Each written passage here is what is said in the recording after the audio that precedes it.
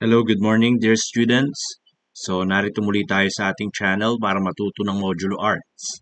So, ngayon, tuturuan ko kayo ng lahat ng uri ng Modulo Art from grade 10 or from grade 7, 8, 9, and 10. Kung ano-ano ba itong mga ito.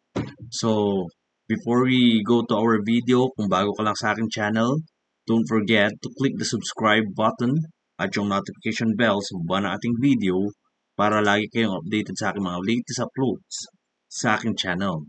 So, let us go to our modulo art. Okay? So, meron tayong ginagamit na modulo art designs. Sa grade 7, ang ginagamit natin is standard or square grid. Ngayon, tuturuan ko kayo kung paano gumawa ng standard or square grid na modulo art na ginagawa ng mga grade 7. So, una sa lahat, sa ating paper or sa ating kartulina, gagawa tayo ng 4 quadrants. We will divide this into 4 quadrants. Gagawa tayo. Okay?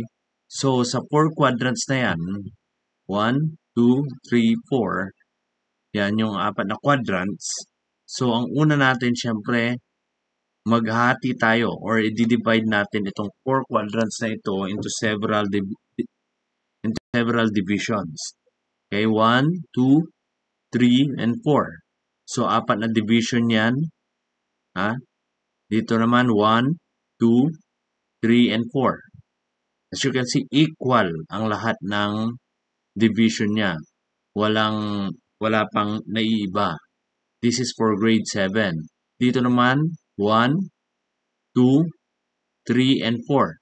As you can see, mabibilang natin yan, 1, 2, 3, and 4. Ha? And then sa bandang baba, 1, 2, 3, and 4. Okay? So ngayon, eto nakabuo na tayo ng ating divisions. Meron naman tayong tinatawag na legend. Ang legend, mga kaibigan, dear students, ay sarili nating design. For this video, gumawa ako ng mga simpleng design na pwede ninyong masundan. Pero dahil nga mathematics ito, kailangan natin ng number pattern. So dito sa ating first part, or hindi ito actually ang first quadrant, pero on the upper right or upper left part ng ating quadrant, nanambura natin yan as 0, 1, 2, 3. Dito naman is 1, 2, 3, 0. Nakita nyo yung pattern ha. Dito naman is 2, 3, 0, 1. Dito naman ay 3, 0, 1, 2. Okay? So dito, nakabuo tayo ng number patterns na gagamitin natin para sa ating legend. Ano man nakalagay dyan sa legend natin ay i-drawing natin dyan sa number pattern na yan. Ngayon, next quadrant. This is actually considered as yung next quadrant natin as first quadrant pagdating sa Cartesian plane. So dito, etong lahat ng number dito na nakikita nyo, 0, 1, 2, 3, mapupunta dito. Okay? 3, 2, 1, 0. Okay? Dito naman, lahat ng number na susunod dyan, 0, 1, 0, 3, 2, 1. Ito yun, oh. So, as you can see, ito yun. Ha? 0, 3, 2, 1. Yan. Susunod, itong part na ito, which is 1, 0, 3, 2. Susunod is 2, 1, 0, 3. Susunod, etong part na ito, ha, mapupunta siya dito. Ito, yan. Yan. Umiikot siya. Ngayon, itong part na ito, 3, 2, 1, 0, mapupunta naman siya dito. And then, 0, 3, 2, 1, 1, 0, 3, 2, and 2, 1, 0, 3. Yan na. Yan ang magiging legend o yan ang magiging number pattern na susundan natin. Okay? So, lahat ng nakalagay dito sa legend natin, 0, ito, 1, 2, and 3, ilalagay mo dyan. Pag 0, ilalagay mo lahat ng 0. Dito muna tayo magko-concentrate dito sa unang quadrant, upper right part or upper left part ng ating quadrants. Okay? Lahat ng 0, lalagyan mo ng number 0. Okay? 0, 0, 0. 1, 1, 1, 1. 2, 2, 2, 2. 3, 3, 3, 3. Yan. Dito naman, on this part, iikot siya ng 90 degrees. Ganyan, no? Yon. As you can see, yung pink kanina na nasa taas, napunta na sa right part. Yung yellow, napunta na sa left part. Umikot siya ng 90 degrees. Yan din. Iikot din siya. Kaya yan ang ilalagay naman natin dito. So, yung 0, as you can see, lahat ng 0 lalagyan natin ng ganyan. Kanina nandito yung 0, yung pink, ngayon nandito na. Pointing at the right part. Ngayon lahat ng 1, lalagyan natin ng ganyan. Lahat ng 2, lalagyan natin ng ganyan. Lahat ng 3, lalagyan natin ng ganyan. Okay? Nakuha. Next. Sa next quadrant, iikot na naman ng 90 degrees. So, yung pink kanina na nasa right, nakaturo sa right, nakaturo na siya sa downward. As you can see, umikot sila. Yan o, umikot sila. Okay? So, yan ang ilalagay natin dito sa susunod nating quadrant on the lower right part of our quadrant. So, lahat ng 0 lalagyan natin ng ganyang pattern. Lahat ng 1 lalagyan natin ng ganyang pattern. Lahat ng 2, yan, at lahat ng 3, lalagyan natin ng ganyang pattern. Dito naman, sa last quadrant natin, dito, last quadrant, on the lower left part ng ating quadrant, iikot na naman siya ng 90 degrees. As you can see, umikot siya. Dati yung pink nandito, napunta dito sa downward, ngayon nandito na siya. Dito na siya sa left part nakaturo. As well as this one. Yan ang ilalagay natin dito sa last part. Yan. 0, 0, 0, 0. Also 1, 1, 1, 1. Meron din tayong 2, 2, 2, 2, and 3, 3, 3, and 3. So yan, nakabuo na tayo ng modulo art. Ang modulo art na tinatawag na standard or square grid. Ayan. Wala pang pagkakaiba-iba ng kanilang measurement. Ngayon pupunta naman tayo sa pang grade 8 na tinatawag na convergent design. Ito naman, may pagkakaiba-iba na ng measurement yung ating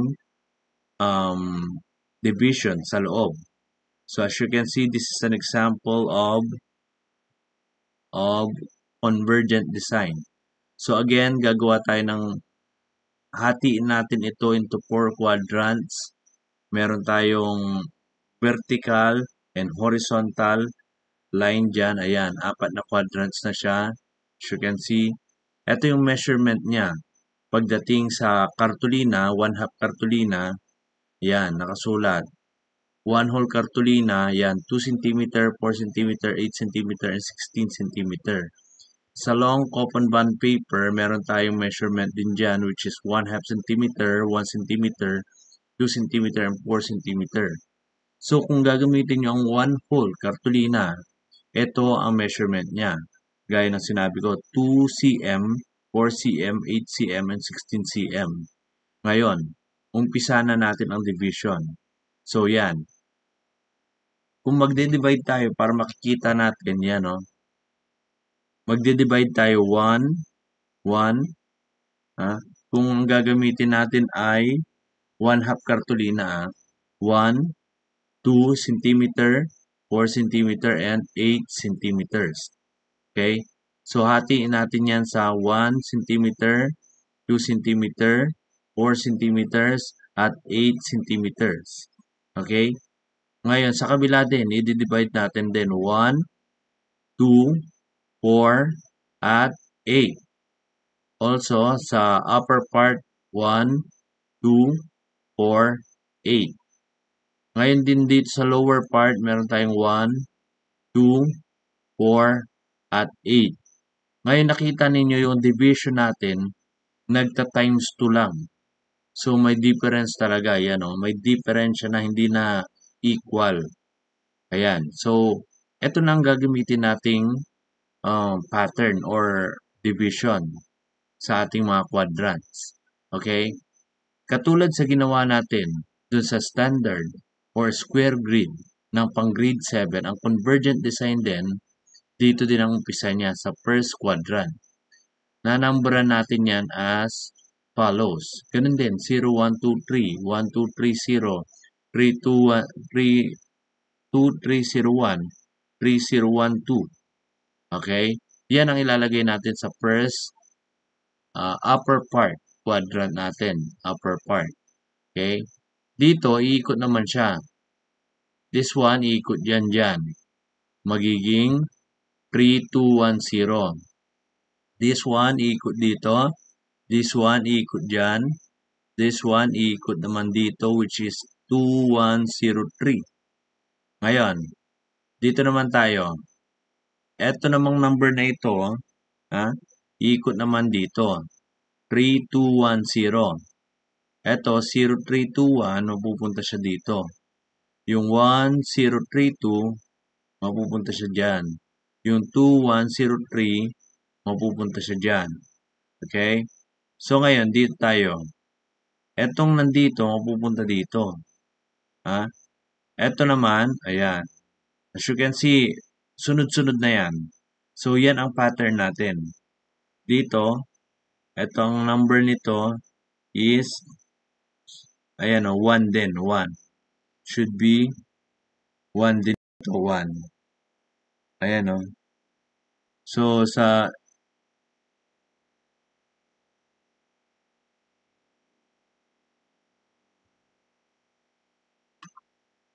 okay. So, as you can see, lumabas din, ayan yung 1.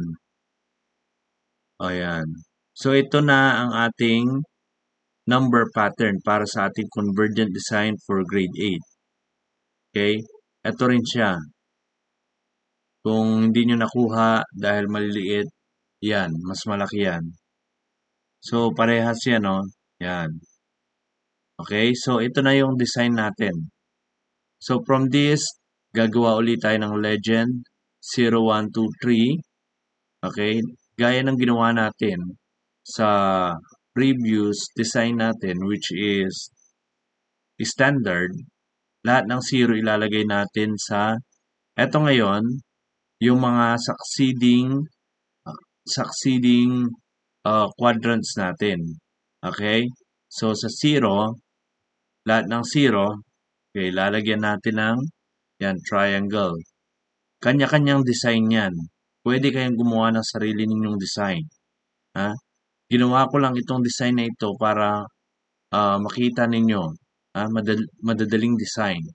So, ito number 1, 1, 1, at 1. Yung number 2 naman is 2, 2, 2, and 2. Yung 3 is 3, 3, 3, and 3. Ayan. May nabuo na tayong design. Ngayon dito sa next quadrant, iikot sila ng 90 degrees. Kaya yung 0, mapupunta na siyang, yung triangle na naka-point upward, ngayon naka-point na siya on the right side. So, 0, 0, 0. So, we have also 1, 1, 1, 1. We also have 2, 2, 2. We also have 3, 3, 3, 3. Ayan. So, may nabuo na tayong design. Dito uli, sa lower right part ng ating quadrant, iikot uli siya. Ayan siya. Magkakasunod naman yan eh. Pinapakita ko dito. Ito yung first upper part quadrant. Ito yung second upper part quadrant. Ito yung third quadrant. Tapos ito yung fourth quadrant na paglalagyan natin. Okay? So, lahat ng 0, lalagyan natin ng triangle. Lahat ng 1, ganyan. Lahat ng 2, and lahat ng 3. Ganyan. Okay? So, nakabuo na tayo ng design sa ating third quadrant. Punta naman tayo sa fourth natin. Again, kung i-consider ninyo ang Cartesian plane, iba ang first quadrant. Ang first quadrant is the upper right part. Yun ang first quadrant. Pero dahil nga modulo art ito, yung pag-ikot ng quadrant natin, yun ang sinusundan natin. So, dito sa ating last quadrant, iikot uli siya ng 90 degrees. So, as you can see, lahat ng 1, nakaturo na yung triangle sa left side. In lahat ng 2, or lahat ng 1, lahat ng 2, lahat ng 3, yan. So, this is our design na convergent design. Ayan. Natapos na natin yung convergent design natin. This is for grade 8 naman. So, punta naman tayo sa pang grade 9. Ang pang grade 9 naman ay tinatawag na standard kaleidoscope. Kaleidoscope. Tingnan natin kung paano gawin itong standard kaleidoscope. Kasi parang medyo mahirap ito kung titignan. Ayan. Ulit, gagawa tayo ng division dito. Divided into 4 quadrants. 1, 2, 3, and 4. Ito yung 1. Yung 1, i-divide natin ang ganyan. Divide natin ang ganyan. Divide natin. Yan. As you can see, na-divide na natin yan. Okay? So, na-divide na natin yan sa ganyang quadrants. Gagamitan naman natin ang number pattern. 0, 1, 2, 3. 1, 2, 3, 0. 3, 2, 3, 0, 1. And 3, 0, 1, 2. Okay? So, ito yung first quadrant. Diyan natin ilalagay. Yan o. Okay. So, ngayon, iikot yan sa second quadrant. So, napunta na yung 0 doon sa dulo. Yan, 0, 1, 2, 3. 1, 2, 3, 0, 2, 3, 0, 1, and 3, 0, 1, 2. Iikot uli yan ng 90 degrees. Okay? Iikot uli yan ng 90 degrees. Yan na ang number pattern niya na susundan natin.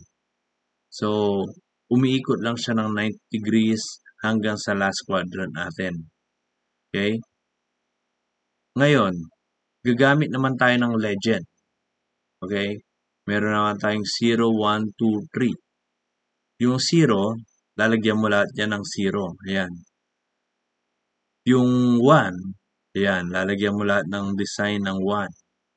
Yung 2, lalagyan mo ng parang triangle. At yung 3, ayan, nakalagay dyan. As you can see, meron na tayong nabuong pattern kaagad. Okay? Buburahin ninyo yung mga number. Yung mga number, dapat nakasulat lang siya sa So, ilalagay na natin. Okay? So, ilalagay na natin sa first So, quadrant. yan. There you Yan. Paikot siya. And this one, okay. So, may nabuo na tayo na standard kaleidoscope. Okay? Yan yung standard. Ngayon, punta na tayo sa circular kaleidoscope. Paano ba gumawa ng circular kaleidoscope? So, okay. Gagawa tayo ng 4 quadrants uli divided into yan. Into each corner. Yan, dinivide uli natin. Ayan, dinivide natin lahat. So, kung bale, ang bilang niyan, mga kaibigan, ayan, there are 8 divisions on the upper part. Also, there are 8 divisions on the lower part. Okay? So, pag na-divide na natin yan into 16 division, 8 sa taas, 8 sa baba, gagawa na tayo ng circle. Ang circle niya dapat tangent sa edges ng mga nasa gitna. Yung perpendicular line sa gitna at horizontal line sa gitna. Ayan din. Isa pang circle dito at isa pang circle dito. Ang distansya nitong mga to is the same. Pare-pareho ng distansya mula dito hanggang dito, hanggang dito, hanggang dyan. Mula dito hanggang dito, pareho ng distansya mula dito hanggang dito. Okay? Ayan. So, meron na tayong division. This is the numbers. Again, ginamit ko lang yung 1, 2, 3, 4. Pero again, pwede mong gamitin ang 0, 1, 2, 3. 1, 2, 3, 4, 2, 3, 4, 1, 3, 4, 1, 2, 4, 1, 2, 3. Okay. Diyan natin ilalagay yan. Sa kabilang quadrant, iikot yan ng 90 degrees. Ganyan. Yung bilang niya, iikot. Dito sa kabilang quadrant, iikot uli yan. Dito sa kabila, iikot uli yan. Ngayon, para maintindihan ninyo kung gusto nyo picturean, ayan yung talagang numbers ng bawat divisions dyan sa bawat quadrant natin.